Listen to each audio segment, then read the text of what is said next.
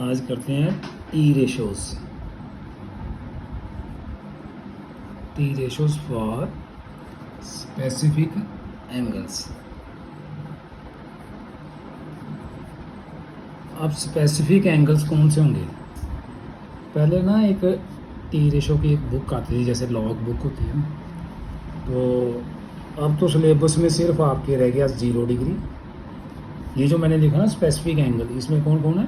0 degree, 30 degree, 45 degree, 60 degree और 90 degree. ये आपके सिलेबस में है। इसकी वैल्यू फाइंड करनी है, तो इसके लिए मैं आपको एक टेबल सिखा रहा हूँ कैसे करना है।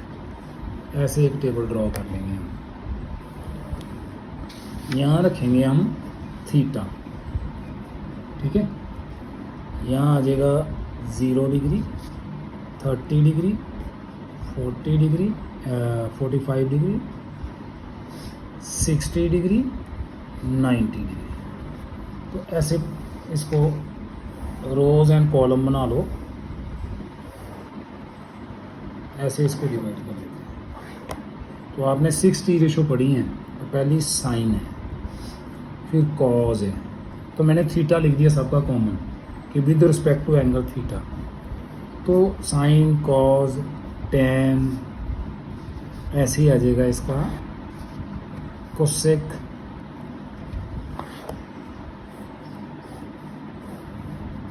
फिर सेक।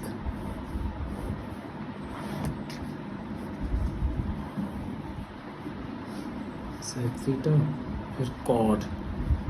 तो इस तरह से हम ये टेबल बनाना सीखेंगे। ऐसे क्रैम करनी पड़ेगी वैल्यू, ऐसे आपको याद रहेगा। जैसे कितने क्वाड्रेंट होते हैं? 4 क्वाड्रेंट होते हैं ना, जब एक्स एक्सिस और वाई एक्सिस मीट करती हैं। तो हमारे पास एंगल है 0 डिग्री, 30, 45, 60, 90। तो हम क्या करेंगे, पहले 0 से 4 तक लिख लेंगे इसको। 0, 1, 2, 3, 4, ठीक है।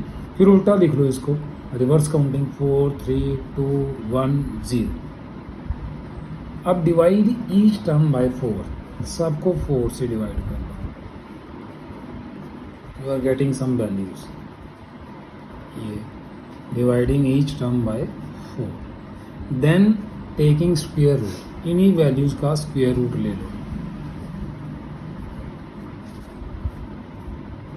ये जब इसका स्क्वायर रूट सॉल्व करेंगे, अब 0.4 है, तो 0 न्यूमरेटर हो तो आंसर तो क्या रहेगा? 0 ही रह जाएगा। अब 1 का स्क्वायर रूट 1 नहीं होता, 4 का स्क्वायर रूट 2, तो वैल्यू बन गई 1/2।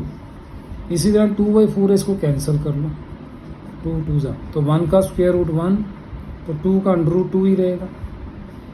और ये √3/4 है, √3 का √3, 4 का 2 आ जाएगा। यहाँ 4/4 इसको काट लो, 1 का स्क्वायर रूट 1, ठीक है। इस तरह से आपके पास आ गया साइन ऑफ थीटा। थीटा मतलब अगर 0 हो जाए तो साइन 0 की वैल्यू होगी 0, साइन 30 की वैल्यू होगी 1/2, साइन 45 की होगी 1/√2, साइन 60 की होगी √3/2, साइन 90 की होगी 1।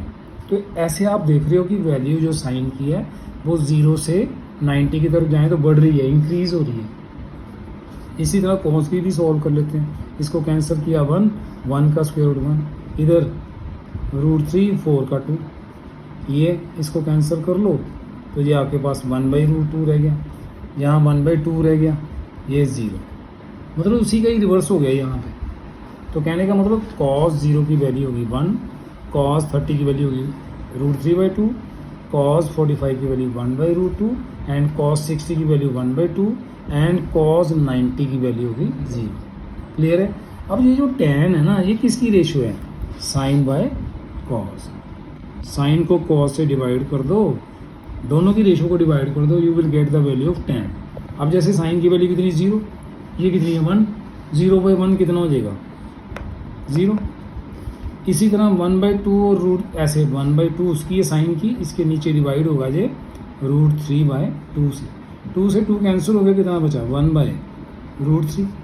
इसी तरह इसका ये 1 कितना है? √2, ये भी कितना है? 1/√2। जब इनको ऐसे लिखेंगे तो सारी वैल्यू कैंसिल हो जाएंगी, 1 बचेगा। अगेन √3/2, इसको डिवाइड करो 1/2 से, तो 2 से 2 cancel, you are getting root 3. Here it is 1/0.